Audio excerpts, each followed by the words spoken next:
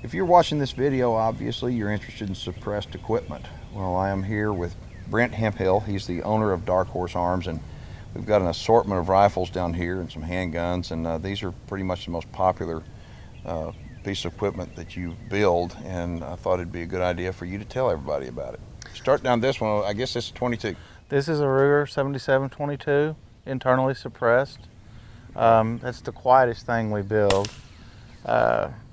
This is a 308 Remington 700 SPS, probably the most popular gun we build for shooting hogs, deer, things like that. This is a Weatherby 308, just kind of to show that you can do different models. It doesn't have to be a specific model.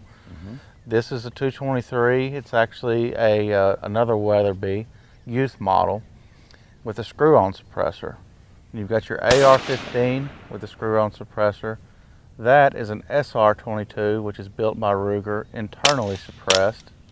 And then you've got a 45 with a muzzle mount can. And at the end, it's a Ruger Mark III 22. It's a popular model. A lot of people buy them just to plink with, mess around.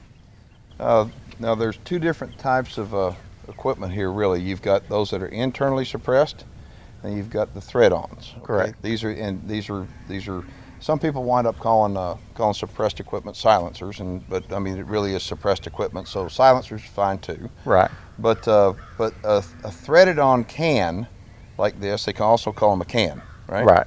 Okay, a threaded-on can, you can build these, and then they have to have the muzzle threaded correctly. Correct. Okay, Yes. so you'll wind up if somebody wants to have a gun done.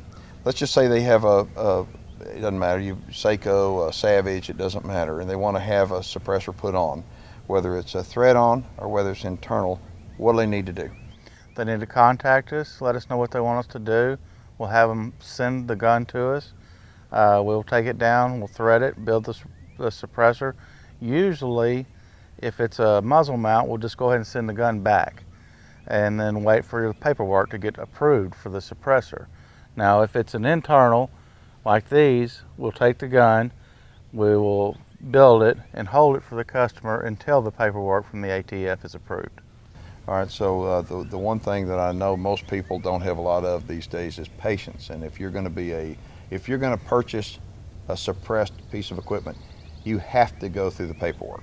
Yes, we have to do the paperwork on everything, and that's the only way we go about it. But we will take care of all the paperwork if you're my customer. Okay, something else. Let's talk about ammunition. When you're shooting suppressed equipment, there's ammunition that you should shoot, and there's ammunition that you shouldn't shoot if you expect it to be quiet. Address that. Ammunition makes all the difference in the world. If you're going to shoot, if you want it to be silent, say with a 308, you have to shoot subsonic ammunition. Now you can shoot full velocity, but you're going to break the sound barrier and get a crack. But if you shoot subsonic, which we do load, you're going to be silent like a pellet gun.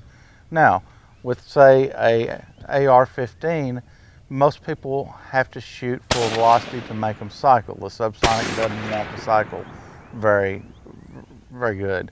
So we shoot full velocity and you're going to get a sonic crack. So it's going to suppress the noise just like they call it a suppressor, but it's not going to be silenced. Now with the 22s, the way we build them, you can shoot full velocity ammunition and they still will cycle and be silent. Okay, and you're saying that this one down here on the end then is your most popular one that you build, or the quietest one you build? It's the quietest one we build.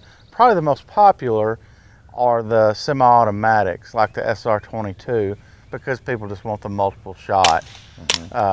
Because most people are just buying them to plink around with and play with. We don't build as much for hunting as far as the 22s. They're more to play with. Okay, let's address hunting though.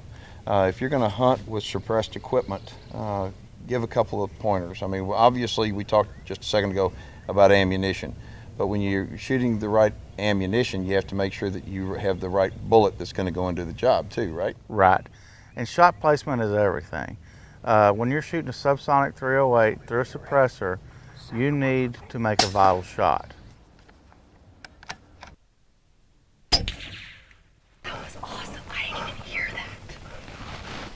If you don't make a vital shot, your animal could run off, and it's just you're just not shooting at the full velocity that you normally do through a regular gun. So you just have to make a vital shot. Okay. Get back to the paperwork for a second. When you get paperwork, and you say you're going to get paperwork on this rifle right here, and does that paperwork go if you own this rifle too? Would that paperwork be able to work for this one? No, nope. Each suppressor has its own Form 4. It's a tax stamp that goes with the gun, and you have to keep a copy with you when you're carrying the gun. Okay. So if you wanted one of everything, that's fine, but each gun you pay a $200 tax stamp to own each gun. Okay, well, I think that probably answered a lot of the questions you may have about suppressed equipment. And Dark Horse Arms is located in Texas, and they custom build all my stuff, and I could not be happier. And if you want more information, just contact Brent, and they'll take care of you.